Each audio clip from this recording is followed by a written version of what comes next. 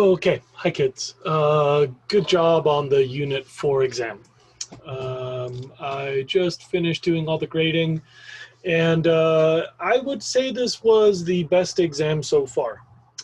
Maybe I taught directly to the test a little bit, but overall I saw a lot of students improving too.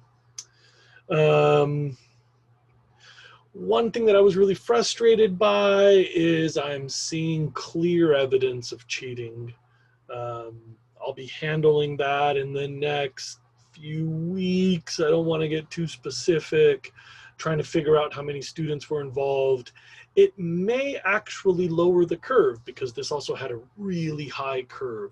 There were 3 or 4, maybe 5 students with a perfect score. It might even be more than that. And that alone is not suspicious, but the formatting of the answers is really suspect. So I don't want to get into that part too much. Almost all of you just plain old did a good job, so good job. As you can see on my shared screen, your exam, like always, is made up of the multiple choice plus your FRQ doubled.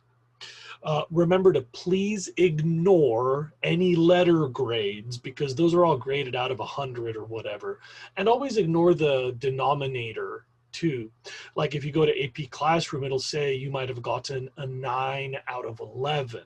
That would be a perfect score because question E wasn't even in your exam, but it's part of the key. So the most that you could have, and this is important in case you're curious to see how you fit in, would be 20 in the multiple choice and 9 in the free response. Remember to ignore E. So technically there were 20 plus 2 times 9 is 18 for 38. That's the highest score possible on this exam. And there were a few of those perfect scores. And then as a matter of fact, there was a whole bunch of 37s. So that's where the curve is, at least for now. You would take your multiple choice, add double the FRQ, and divide that by 37 to find out your percentage. Okay. If you'd like to do a grade correction, this is recommended for all of my students. Remember that you have until the next exam, which is this Friday. And remember that you have to have completed all the Unit 4 work. That applies to many of you, so this should be a pretty attainable grade correction. You just write for me what the question was, what your original wrong answer was, and what's your new that you believe to be correct answer. And then most importantly, you have to explain why you know it's right. What part of the class tells you that's the right answer. Remember to please label each of those questions. Okay, so for question number 4, I said blah, blah, blah, but I think it's blah, blah, blah because so-and-so. For question 5, I said blah, blah, blah, but now I think it's blah, blah, blah because of so-and-so. Make sure that you label each part of your correction. And then you just upload that by adding an attachment in Neo. The grade correction assignment is open. Remember, all of you, to please answer in parts, A, then B, then C, then D. Remember to always answer in full sentences. Most of you did well with that. And remember to do what they say.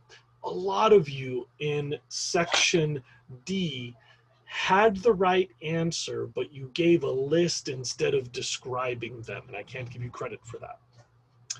A couple of specific thoughts on this exam. There were 3 multiple choice questions that seemed to trip up kind of a lot of students. Maybe a third of the class got these wrong.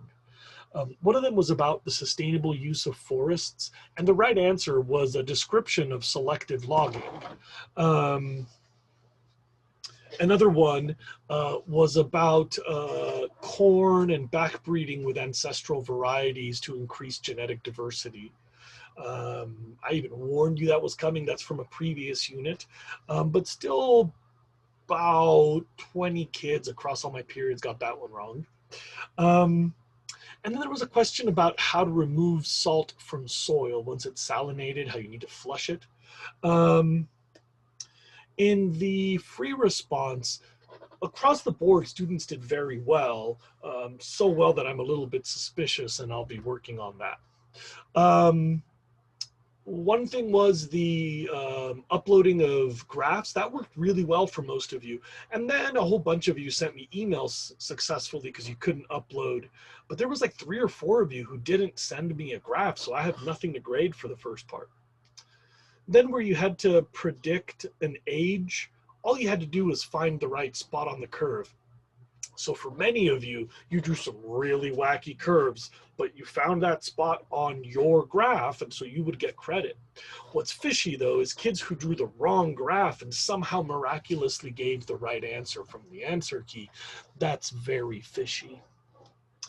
In free response part C, you had to list physical or chemical properties. You would have a bazillion choices, and there was a lot of stuff in class. As long as you weren't copying the key or something, it would have been pretty easy to get credit on that one. And then to describe ways to reduce the amount of land, it seems like our classes had a bunch of options. Not everything in the key, but most of it. So overall, I think this was a pretty attainable test. Good job. Turn in those test corrections by Friday, and get in touch with me if you know how the kids cheated, because I'm gonna have to do something about that. Okay, bye everybody.